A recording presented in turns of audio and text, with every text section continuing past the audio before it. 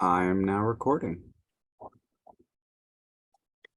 Thank you, Nick, and thank you all for being on this morning. We do have some new members. I would like to give a shout out to Tammy Cave, social worker from Fairfax County, Ariel Jackson, a social worker from Lake Prince at Home, Justin Roach, a family caregiver in the Richmond area, and Tina Russi, co-owner and administrator of Nurse Next Door in McLean.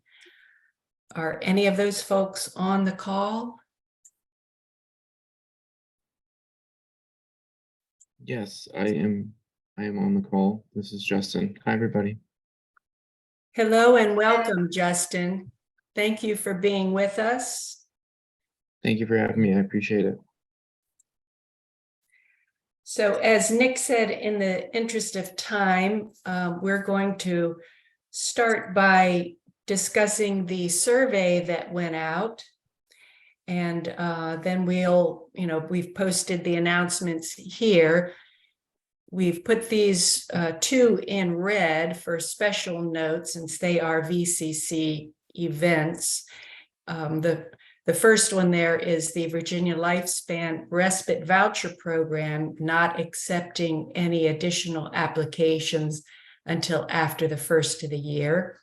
And the CARE Act wallet cards are currently being distributed, and you can get any that you're interested in from Nick. So now we're going to go ahead and move into a guided discussion on the VCC survey that went out. There were 16 responses received, and from that data, that's going to shape our discussion this morning. So looking at that data, a couple things surfaced, one of which is age. There was a comment that stated there's an emphasis placed on elders with dementia. And this person works with families with children with disabilities. So I'd like to know your input on that piece. What do you feel should be our stance on caregivers from the perspective of VCC?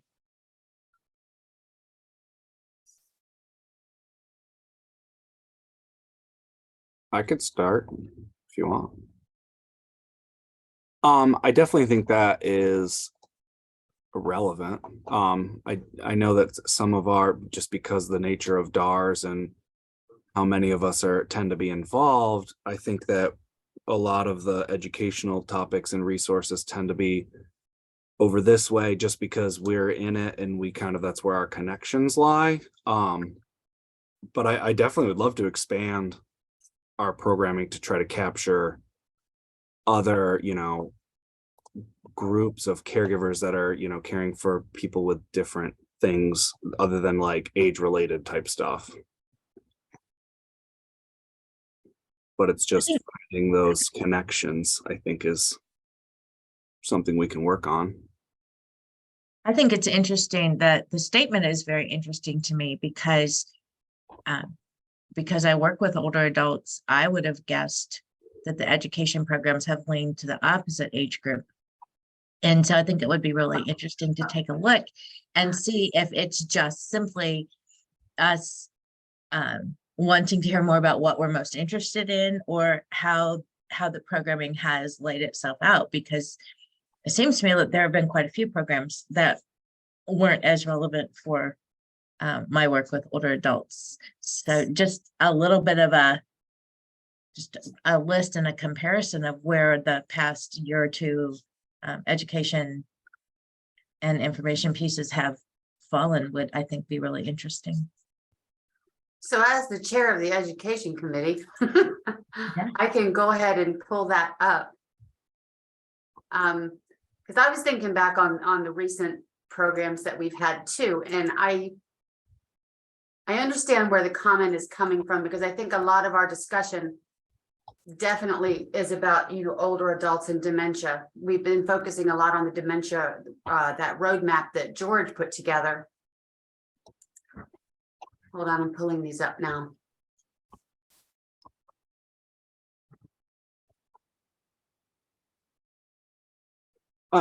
I also think too that some of the feedback was about scheduling conflicts, and some people just Mhm. swing it to attend. So maybe some of that could be when people can come in, it may not be a topic that they're overall either interested in or may be applicable to like what they're doing and experiencing. So it could be just kind of like a missed connection. And to that, I do want to emphasize that Donna is more than welcome to hear input from the membership. Yeah, So there's always that option as well.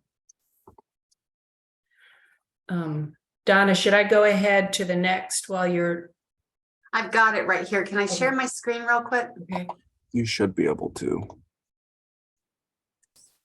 There you go.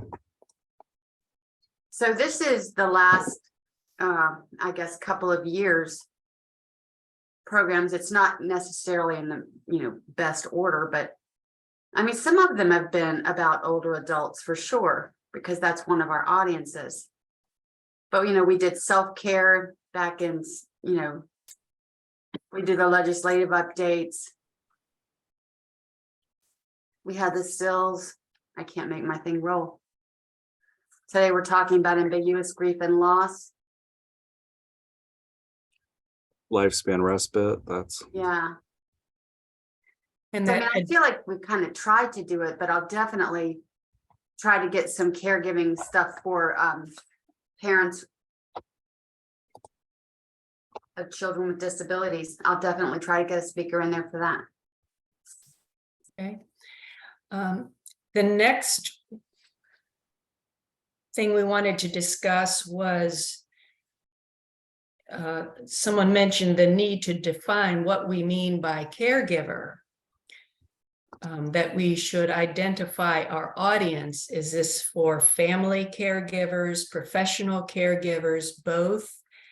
And how exactly we work with that. One of the persons who identified as a caregiver stated, feel like I don't have much to offer. So we wanted to talk about that a little bit and see where we wanted to go, if we wanted to create an option for those who identify as a caregiver, something like a peer support committee where they would feel more welcome to share their voice and report back to this group at large, or just devote some time during this meeting for specifically hearing from caregivers. So what are your thoughts on that?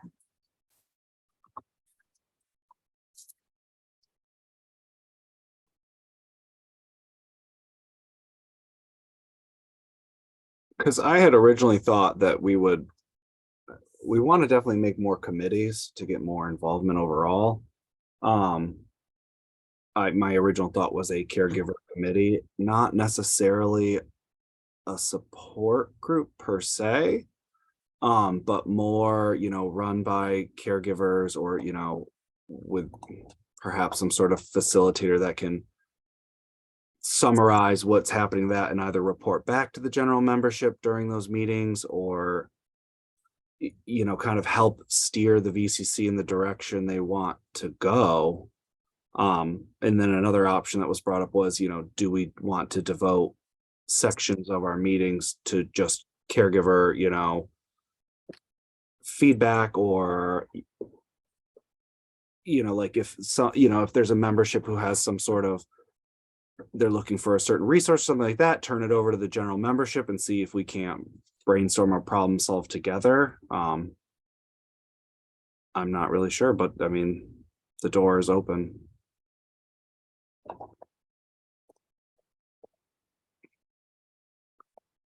you know, I mean, historically, I mean, we've talked about the VCC in the past. It was originally for professional caregivers. That's how it started in 2004.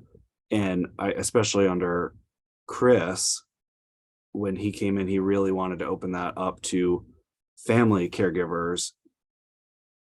And I think we're still working on that. And I mean, there's obvious challenges associated with, you know, family caregivers and their ability to participate. And, you know, they have so much going on in general that carving out any extra time may be a challenge. So it's like, how do we try to address that, but still leave, you know, something open without it being so much of a time commitment that it may not be realistic. So I don't know if anyone has thoughts.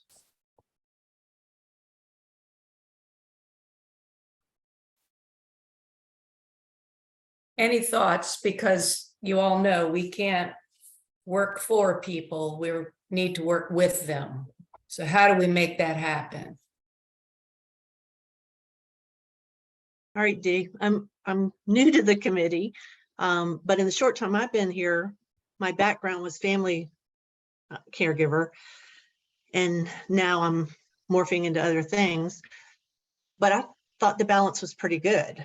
There was something about caregiver bingo, or there was something about a workout bingo, things like that, and that seemed to. I already took that and gave that. Yes. And I took that and gave that because I kind of coach caregivers now. So I've put that out there. So that's something that caregivers could take.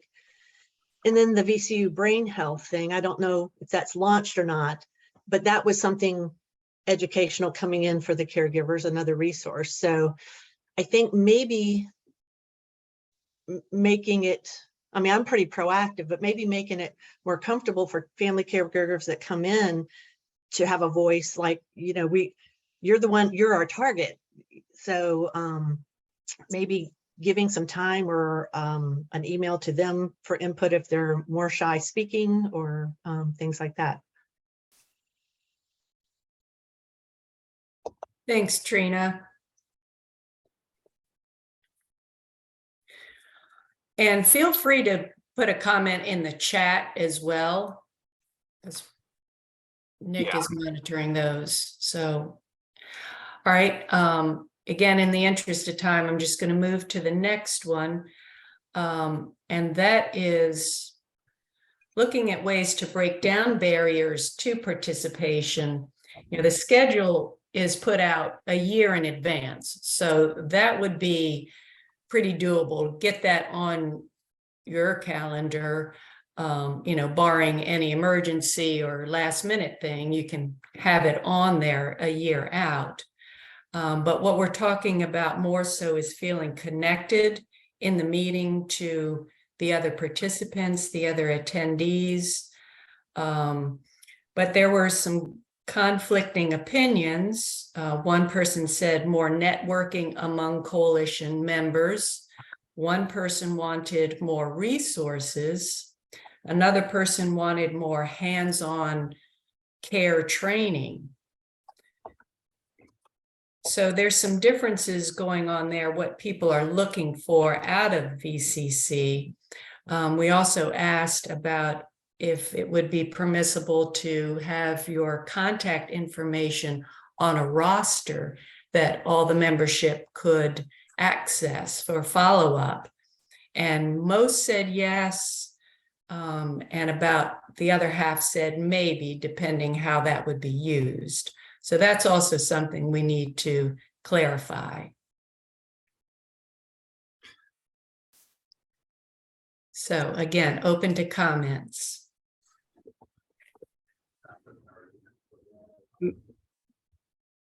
I think we also had talked about maybe bringing back the hybrid meeting model like we used to, where I could book the DARS conference room here for anyone who wanted to attend in person, and then have it pulled up on the big screen for anyone who wants to remain on Zoom. That way there's a way, you know, for anyone interested in, you know, in-person kind of networking, that could be an option. And especially with like the email roster, I definitely don't want it to become, anyone who becomes membership can just like blast whatever they want to everyone else. I think that could be used for purposes that are not quite in line with what our goals are.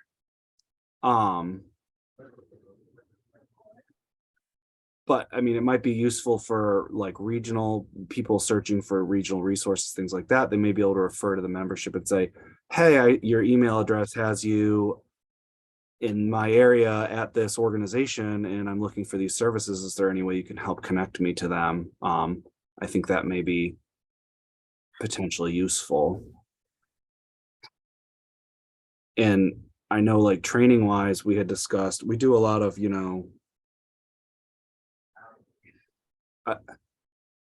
I feel like I would love it if we could get like a how to do specific care, like actual caregiving tasks, how to transfer, like how to do these very, things that depending on what your caregiving situation looks like. I'm not in the medical field. I'm not a nurse. If I had to care for my spouse all of a sudden, how am I supposed to learn this stuff? I think that could be helpful if that's what we're interested in going with,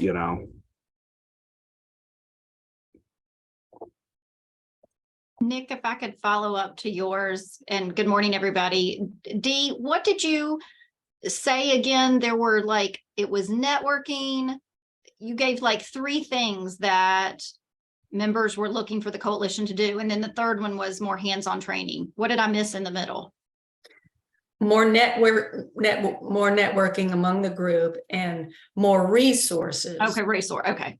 So that seemed to be, at odds with each other, which Yeah. you spend meeting time doing. Right. Okay. So I guess when I heard that too, I thought, wow, that's a lot of expectation for the coalition, but maybe that's kind of how we've set ourselves up, or maybe we need to be more defined and particularly focused. But none of those things surprise me as requests because they're all important. So I don't know, Dee, you gave a great point that we are doing a wonderful job in knowing what our calendar looks like for those 6 meetings well in advance, but maybe we don't know what the topics are for those yet. And I've been on the education committee, so I know it isn't always easy to find your speakers that far in advance, or you're waiting to kind of hear what topics might be important or relevant. But maybe that's what we look at for the next year, is at least for the second half of 2023, maybe we're very targeted in what we do in July and September and November, and they're each around those 3 items that you mentioned. And I agree, Nick. I think we hear it all the time, even when we're delivering caregiver programs that are meant to be much more about self-care or advocacy. It comes back to real tangible, how do I do this in my home? Or even I'm going to see my loved one at this community or facility. How do I engage with the staff, or how do I help feed my loved one there and not look like I'm questioning everybody? So they're just really practical pieces that I would suggest we look at. And, as you said, Nick, it may be a physical therapist, it might be a nurse, but maybe we have at least one program this next year that's very specific to some hands-on, and then we look at networking or resources as topics for some others. Yeah, during the last executive committee meeting, this was a topic of conversation. And I was thinking that this sounds like it would be a really good series of programs to do over some time. And it's something that's certainly, I think, manageable to do that. I also think too that maybe for the more resources or networking, some of that may also be able to be achieved offline, or at least off meeting, where Sure. especially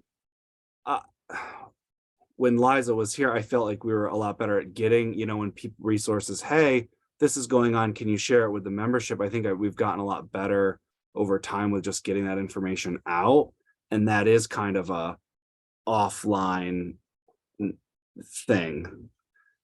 So I think there's ways we could maybe advance some of those objectives without taking up or changing a lot of the meeting format.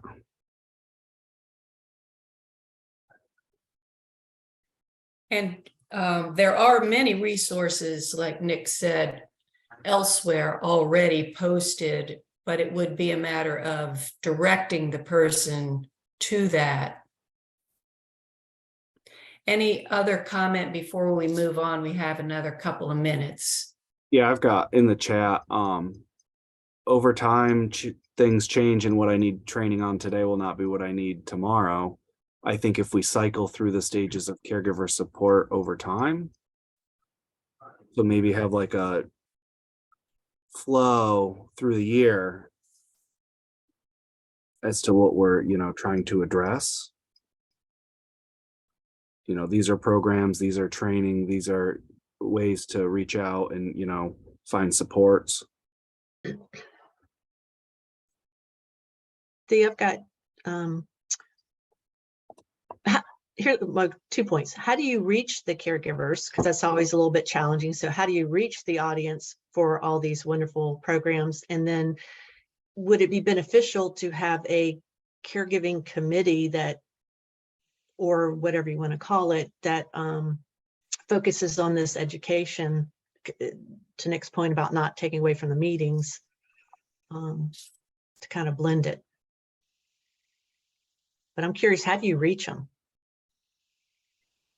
Well, our reach, is pretty broad, the folks who are on this call. So I'm going to use that to go into the next point, which was outreach. When I worked in a facility, we were always asking each other on trainings or different discussions, okay, now how do we get this out of the room and on the floor? And that same idea keeps coming up. How do we get this out into the community at large? So just some thoughts that is happening. We are in the process of developing a web page, and there will also be a brochure developed exclusively on VCC. There is a standing invitation for guests to join this meeting, so you don't need to be a member necessarily. So we can, press that as well. So any additional thoughts on that? I did that feedback about, didn't know that, they thought this organization was like a member only kind of thing. And I think originally the membership was meant to track the email and contact information. But yeah, I think sharing our meetings widely with anyone who may be interested in learning either what our educational topic's going to be or connecting in some way. I mean, now that I can just add people into my contacts, it's easy to get on our mailing list, and be able to spread that information as far as people want to. Hi, Nick. This is Juliana. I have a quick question for you. When we're planning the educational programs for the year, is the registration somewhere on DARS website? Because one of the issues that I run into is that attachment. Not a lot of people open that attachment. So one of the easiest way, at least on our side, to promote it will be a quick email with a link to registration, so that if it lives somewhere on your website, people can actually see what else is coming up and also register for other things that will be offered down the road. And for us, at least, we have been able to put the Virginia Life respite on our website. So what we can do is we can also put your link on our website towards the registration page. So that way it helps with outreach and putting information out in the community. But I can't just share a Zoom link and tell people go register to, and then redirect them to Zoom, because that will be an external site for us. So if this will be on DARS website, I think it'll be a lot helpful, at least when it comes to help with outreach, especially if someone clicks on it and then they can see everything else that is happening, and they can choose to register to other things as well. Thank you. That's actually a really, really good idea. I didn't even Yes. think about, I do it all up and it tends to be an email, but those links can absolutely go on a web page somewhere and people can register, and then I think the big thing is getting that VCC homepage would, Mhm. especially as we know our educational topics or, ways to kind of promote stuff and people can register then as well. So Great. maybe we start including other organizations, caregiving related webinars and things, because I know, Juliana, you're doing wonderful things up in Fairfax, and I don't know if everybody in Virginia is aware of this. If we could have a centralized calendar for caregiving related educational programs, no matter who's providing them, that might be a good way for caregivers to connect to those resources. Thank you, George. Yeah, and I think definitely more of our partners will be willing to put it out because it wouldn't just be one information, but it'll, include everyone else. So I think there's kind of a common effort to put it out, to put that information out. So I think we could try something like that. I like that idea. I think the biggest challenge with that is going to be upkeep and maintenance.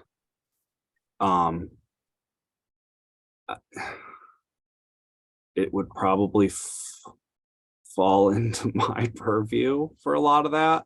And, I think DARS, here we've been, obviously anyone who's been to the last 2 meetings knows that I've been short-staffed. And I think we're working towards getting back up in the running. So if the timing's right for next year, I think we may be able to run with that.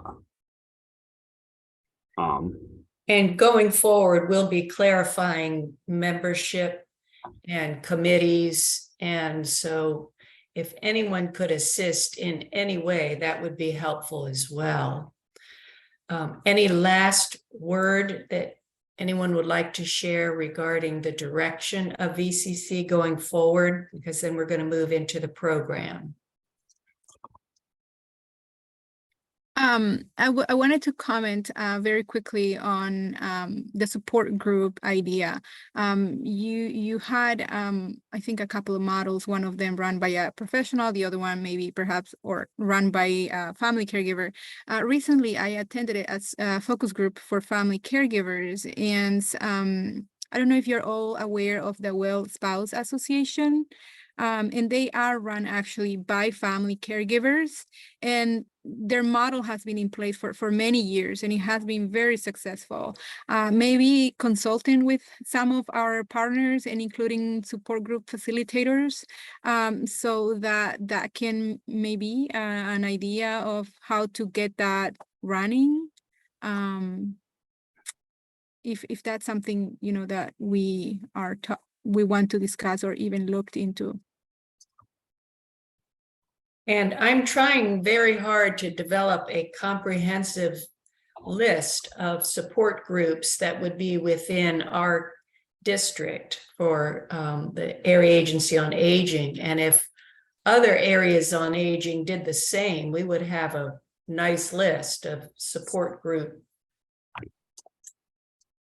Yeah, I know some states have a centralized calendar for all AAA programs, and people can register on that calendar and see what's going on no matter where it is happening in the state. An idea. Mm-hmm. Okay, so thank you all for your input for this survey, and feel free, as additional thoughts come to you, please feel free to send them to Nick or myself, and that will help us greatly moving forward. I am now going to introduce our program chair, Donna Cantrell, and she will introduce our speaker for today's program. I'm gonna say, okay, hi, everybody. Sandy, you did good. You turned your camera on, and Kara, we can get you to, there you go, Kara. Okay, so I'm chair of the education committee, and so this month, or this meeting, we're going to be hearing and talking about a topic that really interests me. I work in the field of brain injury over here at DARS. And, you know, with the brain injury, this is a really common thing that we have, because the individual changes after whatever incident it was that they had happened to them. And now they have a brain injury, but they haven't passed on. And the family has to deal with this changing role, and the person has to deal with a changing role and a changing identity as well. So it's something that I hear a lot about in the work I do, and it's something that just interests me. And I know that other disease states and other, I'm losing the word, but when I know that other groups also deal with this problem. So the topic is going to be called Ambiguous Loss and Unresolved Grief. And we're going to hear from two members of the Virginia Brain Injury Council, Kara Beatty, whose camera's turned on. Wave, Kara. Yay. She is the physician who works at Resilience Health, and she is also currently the secretary of the Virginia Brain Injury Council and just about to become the vice chair of the Brain Injury Council. Sandy Parker, wave, Sandy Parker, is a mother who has a son who has been living with a brain injury for many, many, many years. He has neurobehavioral challenges, he is not living in Virginia currently. So he is living out of state. So she had, I don't know, Sandy, was he 20 years old? She'll tell you his story a little bit later. Yeah. She had a grown son who had a personality and had a plan in life and everything, and then suddenly it changed. So she's been living with this unresolved grief, ambiguous loss and unresolved grief for many years. So she's going to talk about her experiences. And Sandy and Kara, one thing that we heard earlier in the meeting before you were here is that everybody, they want to have the opportunity to talk to the two of you as well. So at the end, if you can open it up and, you know, respond, that would be ideal. Thank you guys. And I'm going to turn it over to you. Absolutely. Thank you. Thank you, Donna, for that wonderful presentation or start to the presentation, I'll say. I will let y'all know I do have a hard stop at 11, but I can talk pretty quick. And I know from my understanding, I've sent over the slides, so you guys are going to be able to project those for me. Is that correct? I can do that, yes. Thank you, Nick. All right, my man, right there. Give me 1 second. Yeah. And, you know, just a few things that I want to add to Donna's introduction. I'm actually a psychiatrist by training. I did a year fellowship in brain injury medicine. So I often joke with my patients that my first love is psychiatry and my second love is brain injury medicine, TBI, stroke. Besides stepping into the role as vice chair for the Virginia Brain Injury Council, I also am currently serving as the president for our Psychiatric Society of Virginia. The brain is my favorite organ. So as much as I can get a hold of that, it's like the more exciting for me. Thanks. Oh.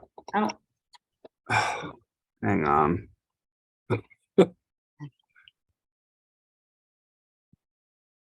This again. I saw it very, very briefly. My slides really aren't anything huge, but you know, if you guys want to just sit here and stare at my face, that's also an option, I guess. There. Yes. Okay. Whew. You got it. You got it. Thank you so much. I appreciate it. So again, as Donna mentioned, we're going to be talking about ambiguous loss and unresolved grief in the caregiver. Again, this is myself, Kara Beatty. I will also disclose that I am a survivor of a traumatic brain injury, 20 years now. And then, of course, we have the wonderful Miss Sandy Parker, who's going to be talking about her experience that she continues to live through with her son. Next slide, please.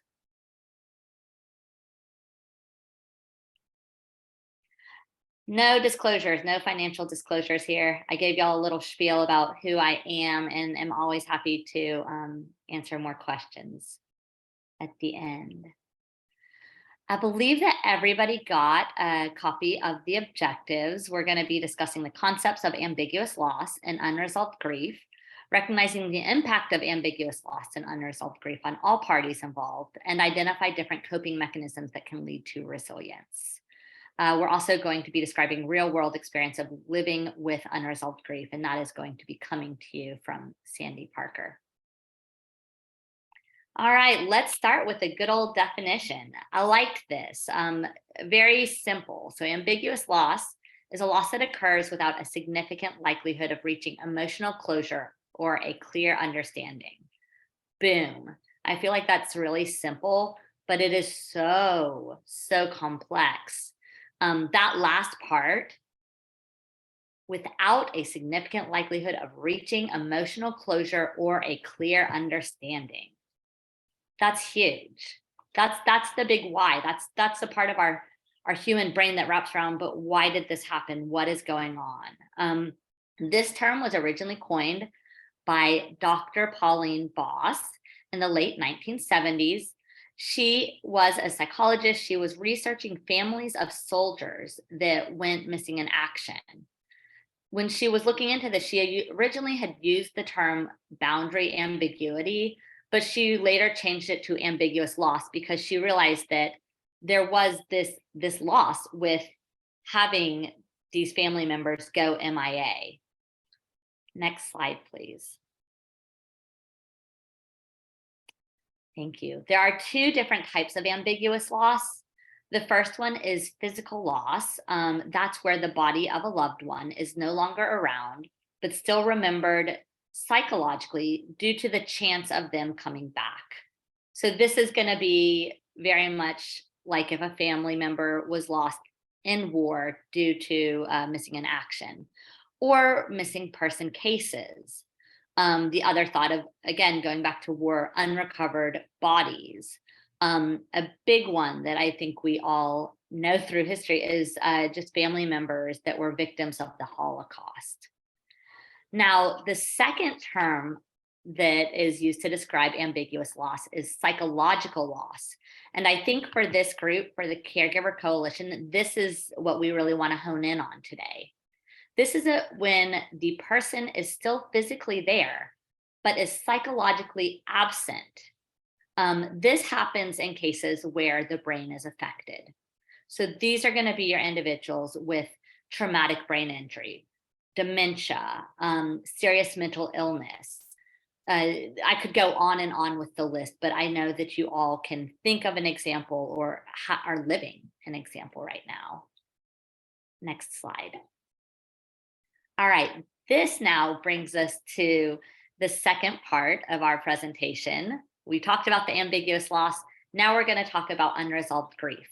But before we talk about unresolved grief, we need to know what grief looks like.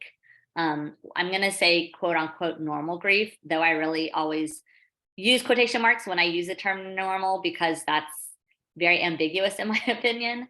But here are the 5 stages of grief. Some of you probably are familiar with this: denial, anger, bargaining, depression, and acceptance. This is something that in medical school we know as DABDA. For some reason that still sticks in my head. And when I am working with different patients, I often talk about the stages of grief, particularly when I'm working with individuals with TBI or stroke, family members as well. And I can see that DABDA put up in my head as a visual. The stages of grief were first looked at in 1969. So again, we're talking about, within that decade, 60s, 70s. This was Dr. Elizabeth Kubler-Ross. She was a psychiatrist, female psychiatrist, gotta love that. She termed the 5 common stages of grief in her book on death and dying. Her work was actually inspired by working with terminally ill patients. So not patients that had passed yet, but people that knew they were going to be passing. This was actually looking at the stages of dying rather than the stages of grieving, which I found to be interesting. But as we know, grief doesn't necessarily have to be related to death. We also know through many changes through the DSM, or the Diagnostic Statistical Manual, which people joke is like the psychiatrist's Bible, that it doesn't need to last 6 months. That previously used to look like that. And it's like, if it's not if it's past 6 months, it's not considered a normal reaction to grief, but that's no longer true. And lastly, we know that it doesn't have to be in order.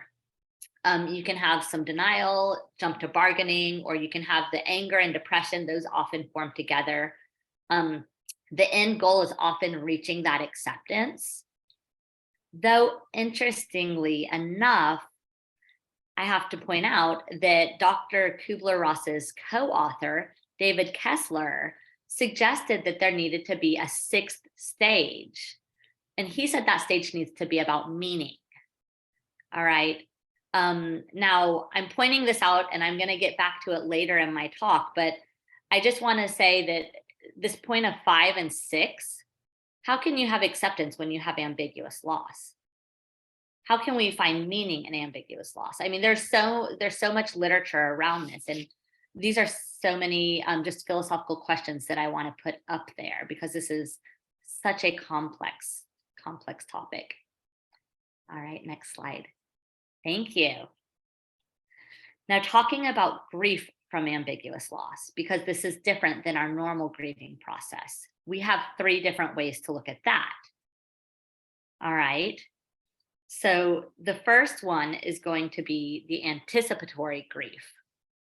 And I'm going to have to, and so for that one, we want to think about that anticipatory being, okay, we know this person is going to be passing. This person has just been given a diagnosis of cancer. And there is, and we've gone through the treatments and we don't know a final cause, or dementia. We don't have a care. We know that they will be passing eventually. So the anticipatory part is knowing that we are going to grieve through the loss of that person passing, or that person going through this process. Disenfranchised grief is a little more challenging for me to try to explain. And to be honest, it was hard for me to kind of wrap my brain around it, because I don't know if it was just the empathizer in me, but some of the examples they gave was like, if you were to be a person that lost your dog and you went through a real grieving process, which I can completely understand, but then other people around you aren't able to see the amount of grief and aren't giving you that space. So again, that one is a little harder for me to understand, because I feel like as a psychiatrist, we all have different experiences and different ways that we're going to react to things. And so like I said, I'm not going to spend too much time there. The third one though, frozen grief, I do want to focus on, because this is what we're going to be talking about mainly with ambiguous loss, specifically in cases of traumatic brain injury. And for that, I think that's where the grief gets stuck. Getting to that place of acceptance that, is just, I'm stuck here. I'm stuck in this grief, because to be able to work through to a place of acceptance, I'm not going to be able to get to that. There's no way to get there. Who is affected? Well, I think it's fair to say that there are many people affected. I think that y'all already know this, but it's really important to know that not only is it affecting the family and friends, but also the person that loses their sense of self in some form of psychological sense. So again, people that are going through something like dementia or traumatic brain injury or a serious mental illness, knowing like, okay, maybe I can't verbalize that. I know I'm not going to get to that place, but I still am affected by this. I'm still bothered by this. Next slide, please. All right. So talking about resilience, one of my favorite words, which is why I named my practice Resilience Health, but also part of the sort of way to work through ambiguous loss and grief. So simply put, resilience is the process and outcome of successfully adapting to difficult or challenging life experiences, especially through mental, emotional, and behavioral flexibility and adjustment to external and internal demands. I think that this is such an important thing to look at. Resilience is sort of forms the antithesis to a certain point of going through this grief and getting stuck in some of that, more of that negative cycle in a sense. Next slide, please. So talking about resilience, so do we just have it? Is there a way that we can build it? Yes and yes. I actually have a wonderful handout, which I'm excited that Donna's going to be able to share with you after the program, because I heard just a little bit about wanting more tangible items. This is from the Mayo Clinic. This is where I got this list. And I love the Mayo Clinic. So Mayo Clinic, Cleveland Clinic. I know a lot of my patients like to use Dr. Google, which I let them know I am totally fine with. I just hope that you do a responsible search on things. And when you do find something, bring it back to me so we can have more of a discussion. So with this, just a few little things. And again, you're going to get the handout. So much of this was just listening to like 15 minutes of what y'all were saying. Y'all are doing, getting connected. I love that. Somebody was talking about networking, building those strong, positive relationships for that support, leaning in, making every day meaningful, doing something to give yourself a sense of accomplishment. I am a sucker for just a checkoff list. That's always a great way to get dopamine flowing. Just learning from experience, figuring out, okay, so how have I coped with hardships in the past? So I can get through this, because this is hard, but I know that I've done things in the past that have also been challenging. Remaining hopeful. So just staying hopeful, being optimistic, which means being real, but also having a positive twist on things. Of course, a huge one, taking care of yourself. I heard y'all saying that you've done talks on self-care in the past. Always a great thing, always something I think that all of us could get extra reminders on. And then just being proactive, which obviously all of you are doing by serving on this coalition. Don't ignore the problems. Suppression can be a good, mature defense mechanism and can kind of put a Band-Aid over things. But when we do that too much, we all are like pressure cookers that are going to boil over to a certain extent. All right, next page, please. I really wanted to share this. So I am a huge reader. I think obviously since I've spent like the majority of my life in school, I have to like reading. But this list comes from Forbes. This was back in August 4th, 2021. After we had all been dealing with the coronavirus for a year and a half, and just the other things that I won't even go into here, but the other sort of global traumas that affected us from the pandemic. I really like this list. I've actually read 3 of the 5 on here, and I will say they are all stellar, very, to me, life-changing to a certain degree. The other 2 that are here that I haven't gotten to read, I have put on my list. So I'm going to make sure to add those to my library as soon as I get the chance. I do want to just throw the other one that I would add on here, but this is a huge one, which is Man's Search for Meaning by Viktor Frankl. I don't know if any of you have heard of this book or heard of Viktor Frankl.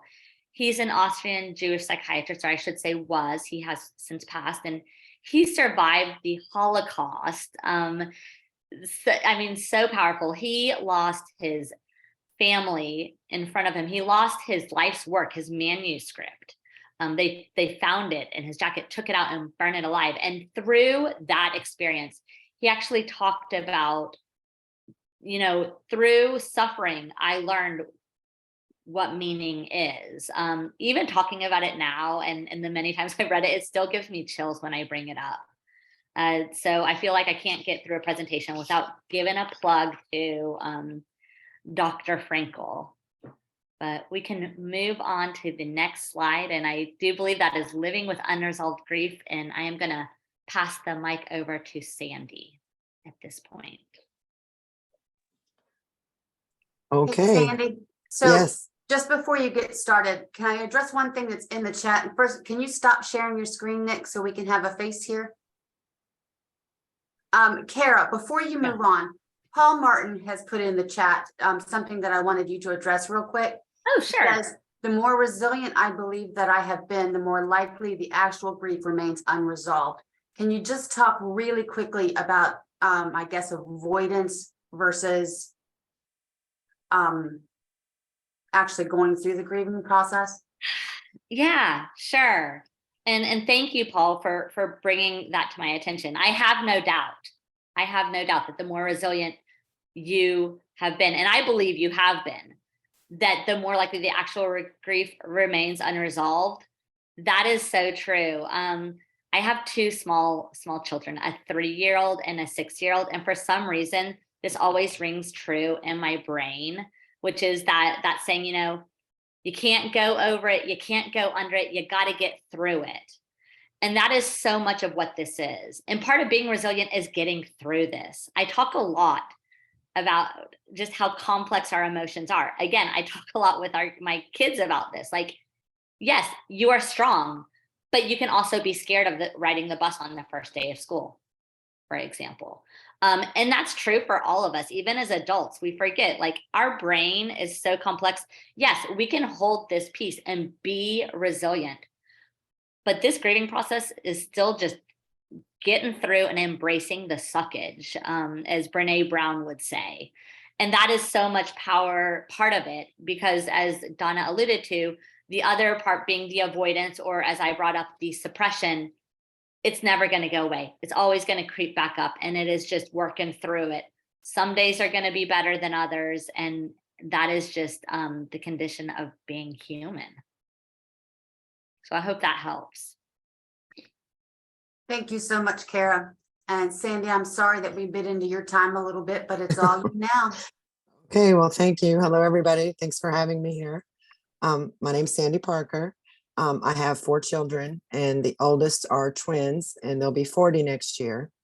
And 16 years ago, one of my twins was then 23, was a passenger in a car with his friend, and they had an accident, and he sustained a massive traumatic brain injury and a broken arm. And at that time, I didn't know anything about brain injury or caregiving or Medicare or Medicaid, nothing. And so, showing up as a parent in the ER with your child on a gurney, you're thinking, I've got 4 kids. So I'm like, oh, they'll put a cast on it. He'll be fine. Everything's okay. Well, it wasn't that okay. I had to learn what TBI was an acronym for, because I had, again, no idea. I had to find resources, which I sent letters to everyone trying to find information on the condition of traumatic brain injury and what to expect and outcomes and things like that. I did get in touch with the Brain Injury Association and McDonald, who was a savior to me. So then it goes on, you're thinking, oh, he'll be in the hospital a little while, he'll come home. Well, he was in the hospital for a long time. And following that, they put him in a rehab center in Petersburg, Virginia. I live in Hampton, Virginia, near Norfolk. And so I was making that 90-minute drive, 3-4 times a week to see him. And then they he got to the end of their protocol, and they needed to send him home. And I thought, okay, well, fine, I'll take care of him at home. Everything will be fine. So I get him at home. He's in a wheelchair. He's not paralyzed, but his brain injury is such that he can't control his body. He's like a newborn baby as far as his bodily control. And so I had to learn how to lift him, how to bathe him, how to feed him. I had to do everything for him, not realizing enough at the time about the nature of brain injury, that he has all his memories up until the day of the accident, yet he couldn't verbalize anything. So he was getting very, very angry, and he was starting to be very combative with me. He gave me black eyes. He would bite me. And I did this for 7 months, and he would bite his twin brother, whom he adored. It was so hard on us emotionally to see someone who would never hurt his mother or his brother all of a sudden, he's hitting us and biting us and punching us. And so I called around trying to find resources. And finally one day, the lady at the health department, the nurse there, she said, take him to the emergency room and tell him that you cannot provide a safe environment for him at home. And so after thinking about it, heartbroken, I didn't want to just send him away back to a nursing home, but I knew that with two younger teenagers at home, a full-time job, I couldn't give him the 24-hour care that he needed. And so she told me at that time, I was so upset and having a hard time with this decision, that Sandy, you're his mother. And what a mother's job to her child is to love, nourish, care for them, make sure they're fed, make sure they're clean, make sure they're comfortable. And you've done all that his whole life. And now he's a grown man and this has happened. Still, you have to backtrack to being his mother again, but you have to make sure those basic needs are met. And if you cannot physically do it at home, and it's okay to make sure those needs are met in other ways. So I agreed to send him back to the nursing home, and it was 4 miles from my house, so I could visit him every day. And at that point, he had started talking more, but he was still very combative and angry. And he started punching other patients, which were elderly people in nursing homes, because it was a neuro rehab. They had nothing for him to offer him there. So I finally found out that we could have him move up to Braintree, which is a neurocognitive rehabilitation program strictly for patients with severe brain injury. After learning that we don't have any place like that in Virginia that could meet his current needs. So I agreed that, it was in his best interest to send him up to Braintree. And so we got him up there, got him there. And, it's in Boston. None of us had ever been to Boston before, traveled to Boston, or had any knowledge of anything up there. And so I flew up there with him, got him settled. I had to fly home. I had to learn public transportation, all these things. It was crazy. But leaving him there, I felt like I was leaving him at his first day of daycare. This helpless child of mine is laying there on that gurney, and I have to trust these people here to make sure his needs are met. And I had to trust it. And I had to walk out the door of that place sobbing and crying, because I had to go home and leave him. And who knew when I was going to get to come back, because to spend a weekend in Boston is about $1,000, all traveling included, which is very expensive. So I have to sit at home, and I'm grieving the loss of him physically, whereas before I was grieving the loss of him psychologically, because he wasn't there, the son that I knew. There's this whole new normal now that I have to learn and accept. And I didn't, always I thought he was going to get better. He was going to get better. But then I realized over time, he's not getting better, and it's going to be this way for the rest of his life. And now today, 16 years later, I have to still deal with this. Every time they call me from the hospital, or he's bumped his head or got a cut, they have to report it to me. And every time it stirs up my grief again. And I've had to learn how to compartmentalize my brain. Like I said, I have 2 younger children. So I have a full-time job. So I kind of learned how to visualize the top of my bedroom closet and shoe boxes. And every shoebox in the top of my closet is an issue that I have to deal with every day. One is my job. One is my teenage daughter. One is my other younger son. One is the twin of the one who got hurt. And then there's the one who's in Boston. And I can only handle one of those items at a time. I can't have them all land on me at one time, which has happened. And it's just so overwhelming. I can't function. So I've had to learn really hard how to compartmentalize all of these issues so that I can bring them out one at a time, deal with what I need to deal with, put it back, bring down the other one, deal with that one, and put it back. That has been something that's taken me a very long time to learn how to navigate, because through all these 16 years, I've still been a mother of 4 children. I still have a full-time job and a house and home, mortgage, and all the life things that people have, all the things.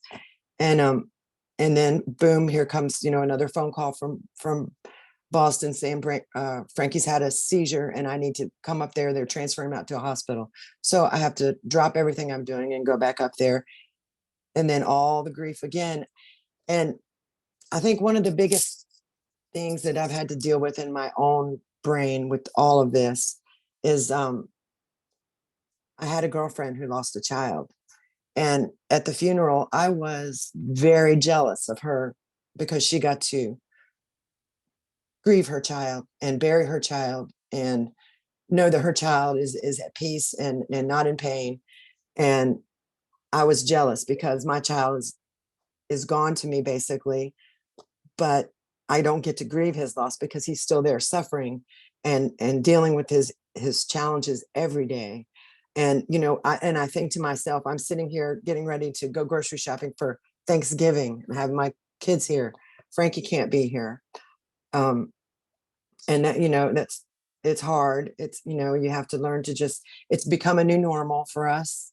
After all these years, I expect things to come up. I expect the challenges and I just meet them head on now. Because it's been so long and I've got so much experience at dealing with all of these emotions and life things. But one of the hardest for me was when I realized that I was jealous that someone's child had died. And that just blew my brain away. It was overload. But I'm still glad Frankie's alive. I can still talk to him. He can laugh every day. He can communicate. But he has to be far away from me because he can't be in Virginia near us. So I have to deal, with all of that. And it's not easy. There's no easy answer. Just processing one thing at a time is the best thing I could ever tell anybody about how to continue to carry on with your life in this new normal. It's been hard on Frankie too, because again, he's very cognizant of what's happened to him and he's angry and he's 40 years old now. And he thinks he's living in a prison because he's on a locked unit in a hospital and he's not happy. He has to be constantly watched for things that he could strangle himself with. So he too has the same grief. He just can't articulate it like I'm doing. But it's difficult for the whole family and there is no end. There is no resolution to it. And that is the hard, one of the hardest things is to know that, Frankie's perfectly healthy other than his brain injury. He could live until he's 60 or 70 years old, 80, whatever. And he's going to have to be hospitalized the rest of his life. And when I'm gone, who's, what's going to happen to him then? So ambiguous grief has been very, very difficult road to travel down. And I wouldn't wish it on anyone. But as the family ombudsman for the council, I'm always happy to help anyone who's struggling on this path with anything I can, talk to them about or help them through. So I don't really know what more I could say. If anybody has any questions, I'm happy to answer them. Sandy, I want to say just real quick, thank you so much for sharing your story. I think it was really important. And one thing I noticed watching the screen is that there were nods all over the place. And there have been some comments in chat that I'm hoping people will actually, express to you guys. So Kara and Sandy, both of y'all want to thank you. Does anyone on the screen or on the phone or wherever have any comments or questions? I think, Paul, you mentioned something in chat about using boxes with your clients as well for visual stimulation or visual processing. My own psychologist sometimes, I think. I lost my mom in 2004, following 20 years post-stroke, where I was not the full-time caregiver, but a part-time caregiver. And towards the end of that period of time, my father had a serious heart attack, which led to open heart surgery. And he was a DNR. And when they put him in a forced coma in Georgia, and I was living in Virginia, in Hampton area, by the way. And I had to go down and get my mom, bring her back up with us here in Virginia and care for her because she had already had her stroke. And try to make a long story short, I never was allowed to resolve the feelings of loss. I think I grieved pretty quickly about each thing that's happened, and now my wife has Alzheimer's. Oh, no. And Wow. and so I almost transitioned from loss to loss to loss. And resolution, the actual resolution part has never happened. I mean, I can box it up and accommodate it and get on with my life and be resilient and whatever. But I've never been, and maybe nobody can. I've never been able to really put those things away with any kind of understanding and resolution. So when I first started talking with Nick about respite, I think he got the idea that I realized within myself that I just needed a break. I just needed to get away from it. And anyway, that's my story. Thank you, Paul. Anybody else?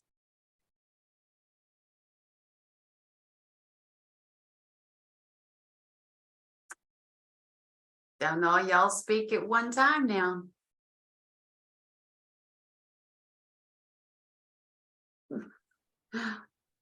Donna, I see somebody asked for contact information. I'm not sure who they were talking to, but if anybody wants my contact information, feel free to give it to them.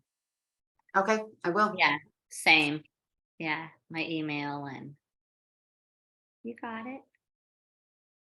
Nick, do you have their contact information that you can share if someone needs it? Or we can put it on the chat. Would that be easier? Yeah, that would be good. If you can put it in chat, that would be good. That's what Trina is saying for both of you. Absolutely. Yeah, I can also share that with the minutes as well. Okay. Oops, let me make sure I get it correctly. Okay, so last call, if anybody has comments or questions for Sandy or Kara. And otherwise, I'm gonna turn it back to Nick. Donna, if I can just add, I was just going to say thank you, Kara and Sandra and Paul. I think what a lot of us have been in this field for a long time and thinking that we're supporting caregivers, but we learn new stories every time, and the courage and the bravery, it just it warms me. It kind of overwhelms me too. And so I know thank you is not sufficient, but it's where I am right now. And you all sharing your stories professionally and personally gives us, it just keeps me moving, right. And trying to do more. So thank you. This is Allegra. I just wanted to also thank you, Sandy, for sharing your story. I myself have a father who has a TBI. I have a brother who has different types of disabilities, and I had to have both of them go to group homes, and a mother who just passed away from cancer. Oh, no. So I think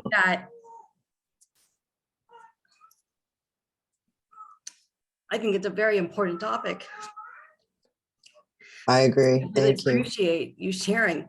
And I think what stuck out to me in your story was when you were debating on whether to bring him to higher care, and how, you had that wisdom put into you, but you're a mom, and to just do the best thing for their health. And sometimes I think we all have to remember that maybe, we want someone at home with us because we love them and we care for them, but really what is the best for their, health overall. And I think that's a great thing for us to remind family caregivers we work with, and, and ourselves if we're family caregivers in addition. I agree. Thank you. You're very welcome. I will just, thank you all for sharing that. And Sandy, I've heard her story before, and every time I hear it, I start to tear up and it hits me. I very briefly said that I do have a traumatic brain injury. And of course it was different. There's so much we don't know about the brain. But at that time I was 18. I actually was in a coma and woke up on my 19th birthday. I was in a very different place. I was not a mother. Now that I am a mother, I can't even imagine what my own parents were going through. And very similar to Sandy's story, we had never heard what TBI meant. I mean, I'm so grateful and feel like, you know, my purpose is to have a voice for those individuals that cannot have one. You know, I can't say why my prognosis was different, but all I know is hearing this type of story, my work's passion is to make sure that I make this world a better place for people living with traumatic brain injury. And like I said, it gives me chills to hear these stories. And I commend all of you for doing the things that you do. And especially I think what hit me today with listening to Sandy was talking about being at your friend's child's funeral and having that feeling, just being so real and vulnerable and honest and truthful. It just, you know, it's powerful, because I think that's something that people wrestle with, is this sort of guilt that comes with it. But at the end of the day, this is something, as Sandy said, we would never want anyone else to go through. You never want to be there. But when you're there, just allowing yourself to be human. And I think that's the most beautiful thing that Sandy shared today. So thank you. Thank you, Karen. Absolutely.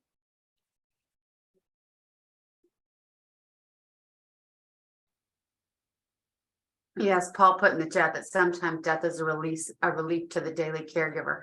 I was a caregiver for a short time. I understand where that thought comes from, Paul. I even coined a term for that, but I never wanted to say it because I didn't think that was a viable feeling, but I'm calling it anticipatory relief. I like that. No, I'm really, Paul, you're like really getting some good stuff in here. I'll be honest. I hope none of this is like copyrighted, because I'm like, this is more material for me to use with people that I'm working with. You know, you guys already know I'm like a total bookworm, but one of the books that was given to my parents whenever I went through my accident was When Bad Things Happen to Good People. I don't know if anyone has read that. I can actually remember after I was in the hospital, being at home, and my room had to be moved downstairs because I wasn't able to walk upstairs. I was in a wheelchair for an extended period of time, and sitting on the futon that I was sleeping on, and my dad reading that story to me. And it was something that was so powerful that, of course, I can remember bits and pieces that I've actually picked it up and reread it several other times. But it's another book that I would add to the list, because it's one of those things, again, that this was written by a rabbi, so a holy man that cannot figure out, like, why did my son get this terminal illness that he's going to die by the age of 13? How can I put this together? And so just so many things to think about here. And I know I said I have a hard stop at 11, but I feel like I could talk for the rest of the day. So to all you, but yeah, I'm done now. Anybody else? All right, Nick. It's all you. I get the honor. Well, you were D. Do you want to do it? You want me to do it? Quickly take the opportunity to thank everyone for being on today, and in particular our speakers. Please look through the chat and you'll see how powerful that was and how courageous it was to give your story, and will buoy us up moving forward. You really provided some great ideas, particularly on the compartmentalization piece. That's so good manage that, and to prevent just feeling buried under all the burdens that just keep cropping up, not even every day, but every minute. You never know which direction something's going to come from. And that's the life of a caregiver. So if there are no other comments, our next meeting is scheduled for January 19th. I hope you all will be on. We're going to talk about some legislative issues, some advocacy issues, very important at this time, as you all well know. This group does not do advocacy because of our connection to the state. However, our mission is to keep providers informed of what is coming down for persons aging and with disabilities, so that you can speak up as you wish. So also, these recordings are on YouTube, so you can go back and listen to any of the ones that you may want to listen to. So you can also share that information as well. So with that, I'm going to close the meeting. And thank you again, Nick. Thank you for setting it up. Thank you, Donna. Wonderful program. You all have a good day. Oh, I just want to say this is the last meeting of the year, so I hope everyone has a happy holiday, and I hope to see you in the new year. And also, I have indeed created all the meetings for next year, and the entire schedule with registration links will go out with these minutes. So that you'll be able to set up your calendar for next year whenever you feel like it. So, and with that, have a Thank lovely you. day, everybody. Thanks, guys. Happy Thanksgiving, everybody. bye-bye.